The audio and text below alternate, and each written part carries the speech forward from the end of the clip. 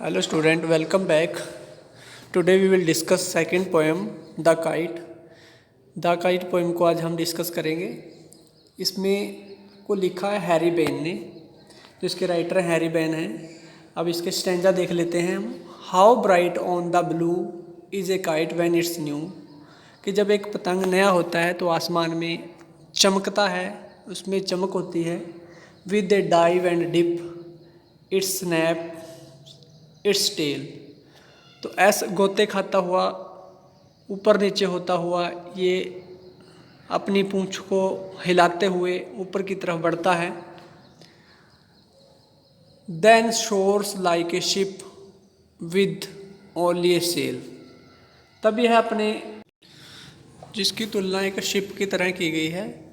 Then soar like a ship with only a sail, तो जैसे समुद्री जहाज लहरों के ऊपर चलता है, उसी तरह से पतंग को दिखाया गया कि यह हवा के बीच उड़ता है, हवा में उड़ता है। इसके कुछ क्वेश्चन दिए गए हैं साथ में स्टैंजा के। When does a kite look bright, एक जो काइट होता है वो कब ब्राइट, चमकता कब है। A kite look bright when it is new, जब वह नया होता है, जब उसमें चमक ज़्यादा होती है। How does a kite snap its tail, जो काइट होता है वो अपनी टेल को किस तरह से उड़ते हुए किस तरह से करता है।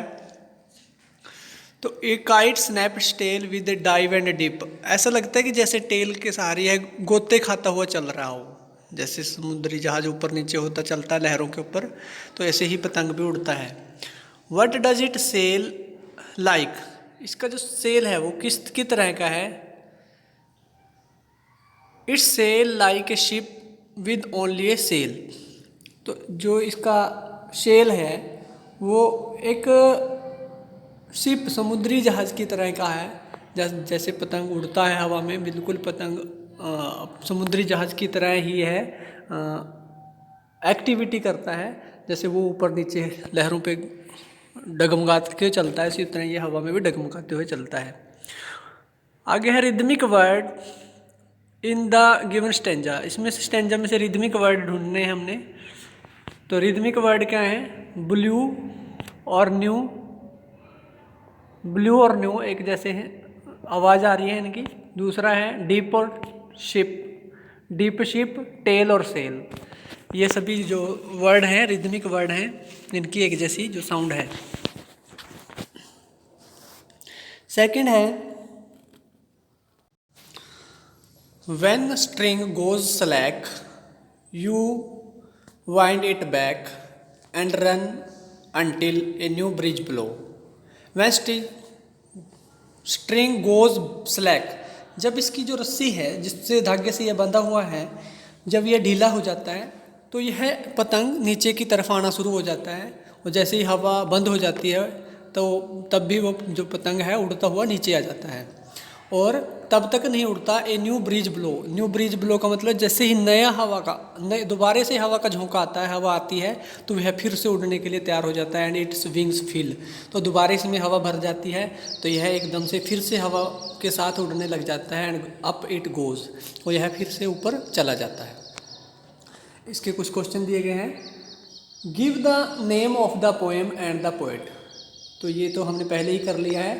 The name of the poem is the kite and the poet name is Harry Ben. Harry Ben जो है इसके पोएट हैं। ये इसका कुछ आंसर दे भी रखा है, ये देखिए यहाँ से आप लिख सकते हो। सेकंड आंसर है, क्वेश्चन है when do you wind the string back, कि जो हवा, when do you wind the string back, कि कब हवा उसको बैक करती है। When the wind the string back when the wind stop blowing, कि जब पतंग नीचे कब आता है, जब हवा का बहना रुक जाता है। जैसे ही हवा रुक जाती है, चलना रुक जाती है, तो यह पतंग नीचे की तरफ आना शुरू हो जाता है, जब हवा स्टॉप हो जाती है। उसके बाद है when does a kite fly high again, तो पतंग दोबारा से कब आसमान में ऊंचा उड़ने लग जाता है। थर्ड क्वेश्चन का आंसर है a kite fly again when a new breeze blow, एक पतंग दोबारा से तब उड़ता है जब एक नया हवा का झोंका दोबारा से हवा आती है तो यह पतंग उड़ने लग जाता है। नेक्स्ट है find the rhythmic word of the stanza from the stanza. अब देखो स्टेंजा में भी दे रखे हैं स्लैक, बैक।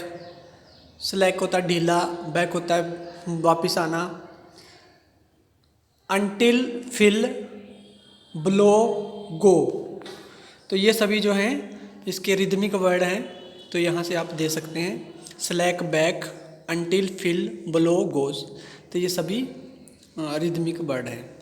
नेक्स्ट स्टेंजा है how bright on the blue is a kite when it new. कि जब नीले आसमान के नीचे जब हम पतंग को उड़ा रहे हैं तो यह जब नया होता है तो काफ़ी चमकदार होता है, सुंदर लगता है। But A ragged thing you never will see when it flap on string in the top of a tree.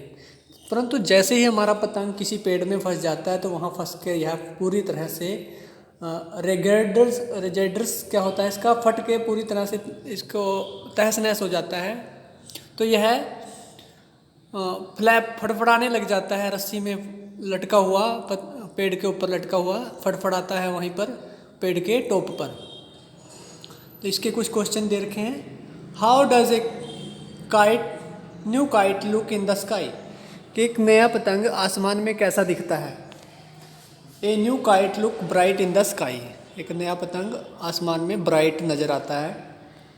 Second question है when does a kite look like a rigider thing. Rigider thing मतलब फटा, बुरी तरह से फटे हाल कब दिखता है। A kite look like a rigider things when it is caught in the branch of a tree. जैसे यह पेड़ की टहनियों में फंस जाता है तो एक रिजिडर थिंग फटे हाल, बुरी तरह फटा हुआ दिखाई देने लगता है, क्योंकि टहनियों में फंसकर यह फट जाता है, इसलिए है इसकी ये खराब नज़र आता है। नेक्स्ट है give the meaning of the English. Rigider का मीनिंग और फ्लैप का मीनिंग बताना है। रेजिडर का मीनिंग है टोर्न। रेजिडर का मतलब होता है फट जाना, टूट जाना, फट जाना, टोर्न। और फ्लैप होता है, फ्लैप्स होता है मूव्स, फड़फड़ाता है ना, मूव्स करता है, हिलता है, तो उसको मूव्स कहते हैं। उसके बाद इसमें भी कुछ रिदमिक वर्ड हैं। Speak out the rhythmic word in the stanza. Stanza में रिदमिक वर्ड है ब्लू, न्यू, थिंग, स्ट्रिंग, सी, ट्री। इन सभी के मीनिंग अलग हैं, परंतु जो इनकी साउंड है वो एक जैसी नज़र आती है, एक जैसी सुनने को फील होती है, तो इसलिए ये रिदमिक वर्ड है।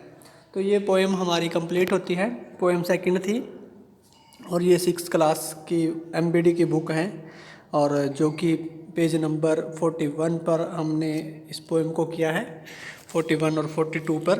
तो आप अगर आपके पास बुक है आप वहाँ से देख लेना, परंतु अगर आपको हिंदी समझनी है तो आप इस वीडियो को देखें और समझें। ठीक है, मिलते हैं एक नेक्स्ट लेसन के साथ और नेक्स्ट पोएम के साथ नेक्स्ट वीडियो में। तो तब तक के लिए हैव ए गुड डे।